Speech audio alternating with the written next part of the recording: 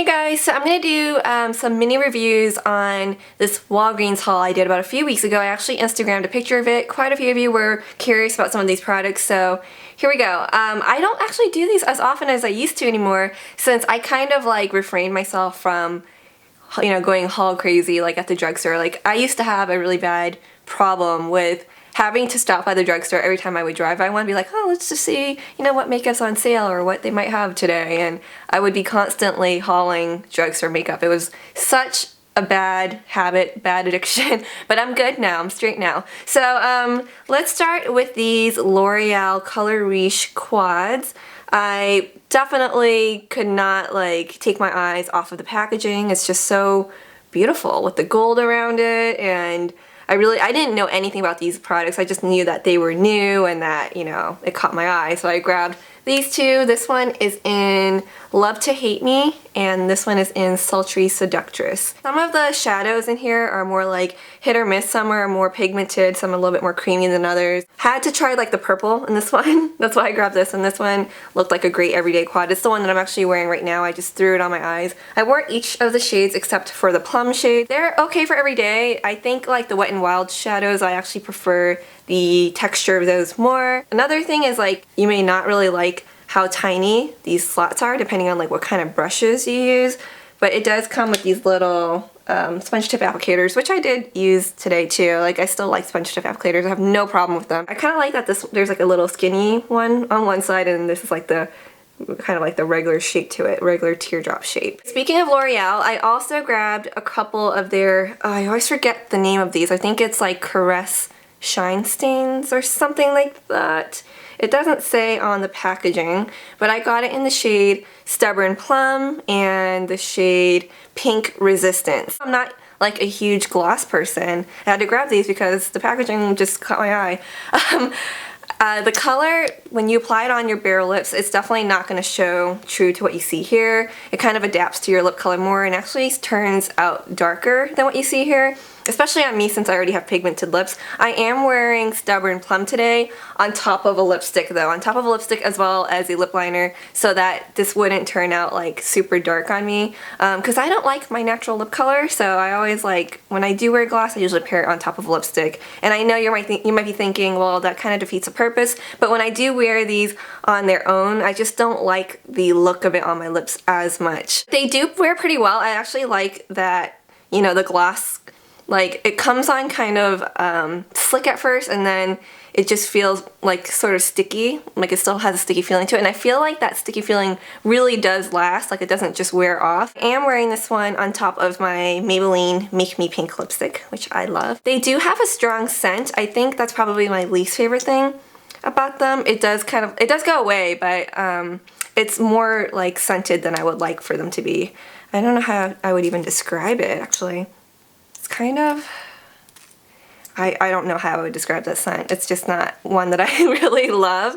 But I think, you know, these are actually kind of fun if you are a gloss girl, if you like, you know, the fact that it'll actually stay on your lips longer. I really like the applicator. And these are supposed to be comparable to the YSL lip gloss stains, but I've never tried those, so I honestly cannot vouch for that. And then for this nail polish, this is Wet n Wild from the Fergie collection in Flossy Flossy. What a fun name.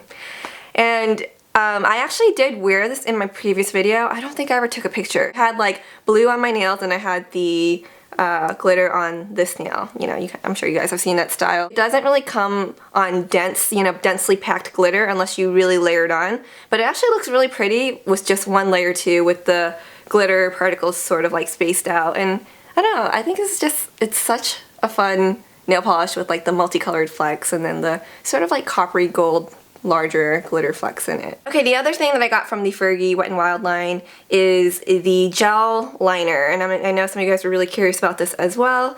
The brush, not a fan of. It, like, when I tried to apply it with this brush, it just came on really streaky. You could use any other kind of brush, just even like a simple angled brush, and it would be better than this one. But I was actually excited to see that they had come out with this because I have used the cheaper one by Wet n Wild, which I loved. I wasn't crazy about the plastic packaging, and it did, like, that product did dry out, you know, kind of fairly quickly because of that packaging. But I loved everything else about that product because it's so dark, like dark black and matte, came on beautifully. This, of course, you know, it comes in a nicer packaging. It has like the glass type of container similar to MAC's and Bobbi Brown's and the Maybelline one, which I also really like. The only thing is that, in my opinion, this product isn't as dark as the other Wet n Wild gel liner, and the way that it came on, it's like I feel like I have to layer it on for it to not look kind of streaky. So I would pass on this too. I think the Maybelline one is actually better than this, but if you want something even cheaper and you don't mind it drying out fairly quickly, like you use a lot of gel liner and you may be able to use it up before it dries up, then the other Wet n Wild, the other cheaper one, you might like that one even more because it's so black and pigmented. This isn't a bad one. It lasted pretty well. I didn't find that it like smeared off my eyes right away or anything. I think, you know, had they kind of like combined this type of packaging, this type of, like, I like the creaminess of the product too, along with the other Wet n Wild gel liner. If they sort of like combined the two, that would have been like the ultimate gel liner. So this one is good, but not quite there yet. Next is the Maybelline The Rocket Volume Express Mascara. So when I first tried this, I was like, meh, and then I tried it again and again, and I thought, hey, you know, this is actually pretty buildable because like just one layer doesn't do much for my lashes. It gives me a really natural look, which is okay if you're going for that, but I like a lot of volume. I mean, if they're gonna call this the Rocket Volume Express, I'm expecting like, bam. I would keep layering it on, and actually builds up pretty well. Like, it does really thicken up the lashes, but in some ways I felt like it would make some of my lashes look kind of wonky when I would keep layering it up. And I think that's the only kind of thing that I wasn't crazy about. Like, it's not something I would reach for as often because of that reason alone. The brush sort of reminds me of the CoverGirl Lash Blast a little bit, but smaller. It's not as like huge as that one. It has the little kind of like plasticky spikes. So that's the kind of one that it comes with. And I still like my other mascaras better. I still like the falsies better. But this one is okay. It actually builds up, you know, some decent length. I think it's more lengthening than the falsies. Okay, one other thing I wanted to talk about real quick that I didn't include in that picture, but I said I wanted to, you know, address later on, is this Batiste Dry Shampoo. I really like how this works in the hair. I did use it today. This is second day hair. After trying the Suave one more and more, I decided like I really don't like that one. It just makes my hair feel like this like sticky mess, and that's not what I'm looking for in a dry shampoo. The scent of this one, which is the Clean and Classic, I've decided that I don't like the scent one as much as the blush, which comes in like the pink Batiste can. So I like that one more. Once I use this one up, I'm definitely going to get that one instead. But I wanted to try this one since I hadn't had a chance to like sniff it.